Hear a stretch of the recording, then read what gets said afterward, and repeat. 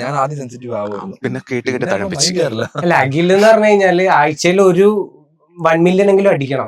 അതില് obsessed ആണ്. അത് സ്റ്റാർട്ടിംഗ് എന്ന് വെച്ചാൽ നമ്മള് വേറെ നമ്മളുടെ അണ്ടറിൽ ഒരുപാട് പ്രോജക്ട്സ് സെറ്റ് ചെയ്ത് വെച്ചിട്ടുണ്ട്. ഞാൻ അതിന് ഇപ്പം നമ്മൾ ഇറക്കിയിരിക്കുന്ന 100 കോണ്ടന്റ് ആണെന്നുണ്ടെങ്കിൽ എന്റെ ഡ്രൈവ് കംപ്ലീറ്റ്ലി എടുത്ത് നോക്കിക്കഴിഞ്ഞാൽ ഒരു 10 എങ്ങനെ 250 മേലെ സ്ക്രിപ്റ്റ് കംപ്ലീറ്റ്ലി ഉണ്ടാവും. റീലിനും ലോങ് വീഡിയോസ് എല്ലാം ചേർത്ത് അവൻ ചെയ്തതിലും കൂടുതൽ സ്ക്രിപ്റ്റ് ചെയ്യാതെ ഇട്ടിട്ടുണ്ട് ഫ്യൂച്ചർ പ്ലാൻ ആയിട്ട്. അപ്പം അഖിലിനെ വെച്ചാൽ ബ്രോ ഇന്ന് ഈ ഒരു സാധനത്തിന് ഓക്കെ ബ്രോ സെറ്റ്. വൈകുന്നേരം ആകുമ്പോഴത്തേനും അഖിലിനെ കാണത്തില്ല. നോക്കുമ്പോഴത്തേനും 5 മണിയാകുമ്പോൾ ഇൻസ്റ്റാഗ്രാമിൽ എന്തോ ബ്രോ അങ്ങോട്ട് സെറ്റ് ആണ്. അല്ല അത് ഡോപ്പമൈൻ റഷ. ഈ 1 മില്യനോട് നമുക്ക് ഏറ്റവും കൂടുതൽ വ്യൂസ് പോയത് നമ്മൾ നല്ല എഫേർട്ട് ഇട്ട് വർക്ക് ചെയ്ത ഒരു വീഡിയോസും അങ്ങനെ വലുതായി കയറാറില്ല. കാരണം ഒരു 500K ആ റേഞ്ചിലൊക്കെ പോകത്തേ ഉള്ളൂ. അതേ സമയത്ത് ഞാൻ ഒന്നും നോക്കാതെ ഒരു കോൺസെപ്റ്റ് ചെയ്തായിരുന്നു. അത് ചുമ്മാ ചെയ്താ റെഫ് വീഡിയോ അത് 169 million കയറിയായിരുന്നു. അതിനാണ് നമ്മള് ഗ്രോത്ത് വരുന്നത്.